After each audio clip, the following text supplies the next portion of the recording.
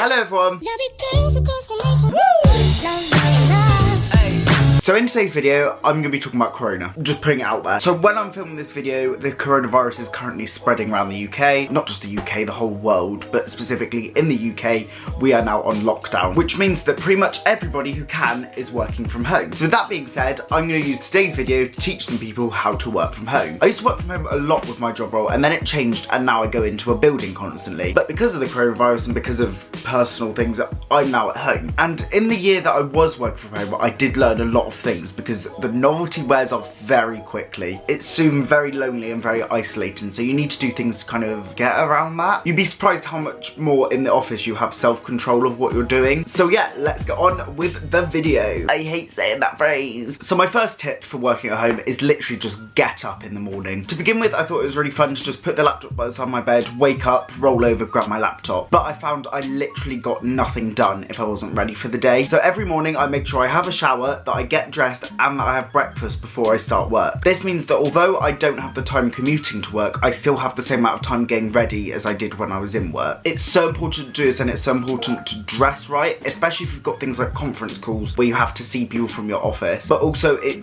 gets you ready for the day. Like, I'm not saying you have to get up into a tuxedo or anything. I'm literally just wearing a jumper and some shorts. It's the thought of getting up that counts. The next thing I would advise is making sure that your chair is adjusted properly. When you're spending 8 hours a day sat at a desk, you need to make sure you have the correct posture, which is why I also would recommend not chilling just on the sofa, on your bed. Anyway, make sure you've got like a hard surface, whether that's your kitchen table, preferably a desk, but if you don't have one, then obviously just a table of some sort. Because you find when you're lounging around, you're not productive in your mind, because you associate that with lounging about, you associate your work with lounging about, and that's not good. So make sure that when you are sat at your desk, if you've got an adjustable chair, make sure it's at the right height so that your wrists are level on the desk. The next thing I would do before you even turn your laptop on is make sure you have a tidy desk. I think the phrase tidy desk, tidy mind, especially when you're at home, hits harder. Like in the office, you can go home and leave it. When you're at home, you have to look over at that desk constantly. So I definitely recommend just clearing any clutter out, making sure that it's a tidy environment for you to be working in. My next tip is that once you are actually working, take regular breaks. Luckily at the organisation I work for, it comes up with a box every hour reminding you to take a break. But it's very easy to just work for hours on end, taking no break, and you're actually not very productive after the first couple of hours. What I personally like to do is the pomodoro technique, I think that's what it's called, where you do 25 minutes of pure working and then 5 minutes of rest. This can be time on your phone, time just having a stretch, time going down to get some food,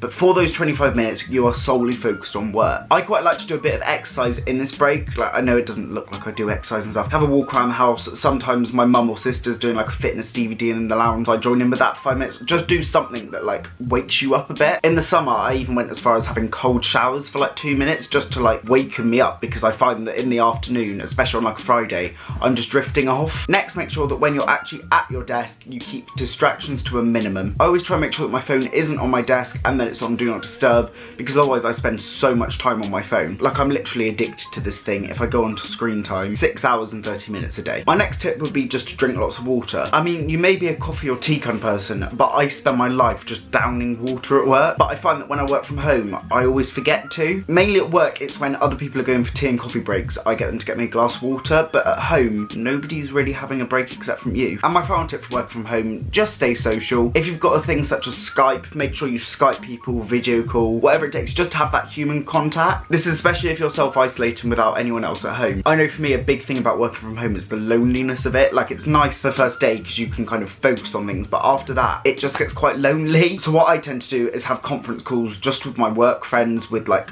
my colleagues that I can speak to about things, and make sure that it's not all about work. Like, treat some of them as like a coffee break, like during your 5 minutes. Just phone up your friend and have a chat to see how their day's going. I know it sounds stupid, but it does make a huge difference. And yeah, that's it for all of my tips. I know to begin with, like a year ago when I started working from home, I thought it was great, and then quickly it kind of wore thin. But it is important in recent times, especially with the coronavirus going around. I know YouTube is a bit funny with monetization, but I don't get monetization anyway. Just make sure to stay safe, stay isolated, and let the NHS do their job, basically. The less exposure you have to people outside, the better. I've been in isolation all this week, and believe you me, it's the most boring thing ever, but it's got to be done. I might do a video just things to do in self-isolation, because I don't think anyone really knows what they're doing. But yeah, hopefully I'll see you guys next time with another video. See you later.